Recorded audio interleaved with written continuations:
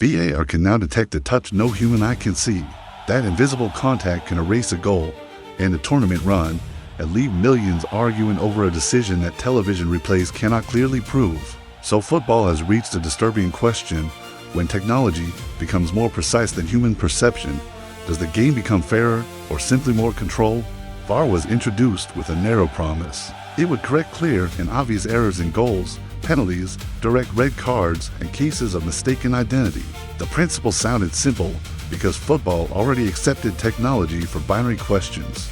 Goal line systems ask only whether the entire ball crossed the entire line. VAR is different. It enters decisions containing interpretation, timing, context, and judgment, even when the cameras and sensors provide apparently perfect data. At the 2018 World Cup, there were 20 VAR interventions across 6-4 matches. Qatar produced fewer than 30 across the same number of games. During the early stages of the 2026 tournament, those previous totals were already surpassed as the system entered more situations and examined more actions. Before the competition, football's lawmakers expanded VAR's reach. It could address clearly incorrect second yellow cards, mistaken identity, and obviously wrong corner decisions. A further World Cup clarification also allowed intervention when an attacking offense before a set piece directly affected a later goal, penalty, or disciplinary decision. Each expansion can be defended individually. Nobody wants a team eliminated because the wrong player was punished or a decisive corner was awarded incorrectly. But systems rarely change through one dramatic decision. They change through a series of reasonable additions that gradually create a completely different system. Modern VAR no longer relies only on replay cameras. It works beside optical tracking, semi-automated offside technology, three-dimensional models, and a sensor inside the ball. That sensor measures the ball's movement roughly 500 times every second. It can identify contact too slight to cause a visible change in direction. This creates the first important revelation.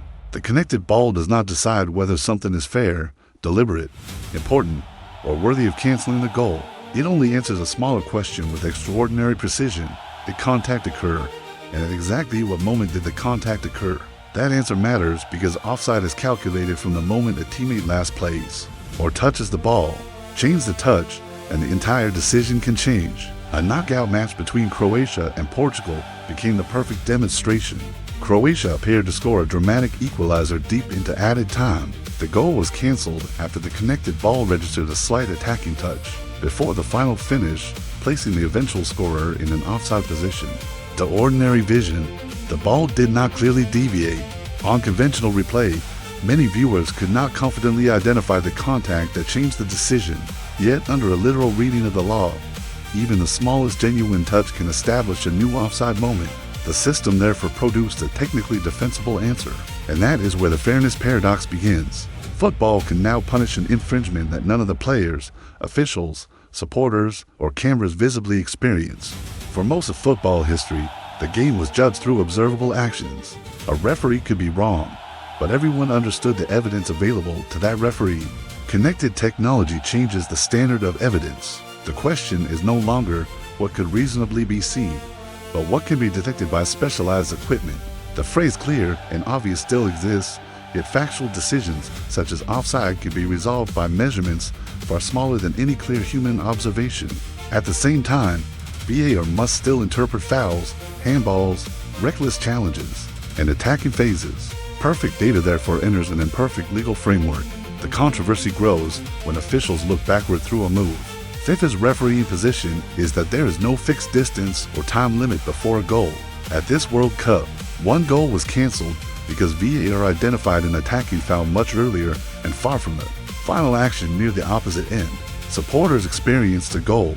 The review system experienced a connected chain of events, searching backward until it found an offense capable of invalidating everything after it. This seems to prove technology has gone too far, but removing it completely would create another form of unfairness that football already knows very well.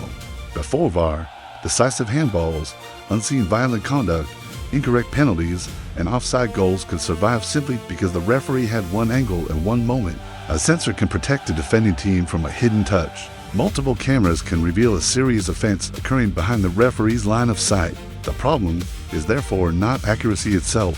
Football does not become fairer by deliberately ignoring reliable evidence whenever that evidence feels emotionally inconvenient. The deeper problem is scope. Technology has become capable of discovering more information than the original VAR philosophy was designed to manage. Every new review category increases the number of moments that can be reopened. Every additional camera makes another previously invisible offense available for punishment. This creates an important interaction. Better detection does not merely correct more mistakes. It can quietly produce a stricter version of football. By the end of the round of 16, 13 players had been sent off, more than 3 times the red card totals reported at the previous World Cups. That number alone does not prove referees became harsher. The 2026 tournament also contains more matches, and several decisions involved incidents missed in real time. But it demonstrates the direction of travel. The match is increasingly judged twice, first as live football, then as a forensic reconstruction. Teams will adapt. Attackers must consider microscopic offside evidence. Defenders know hidden contact may be recovered, and set-piece blocking can be reviewed before the kick.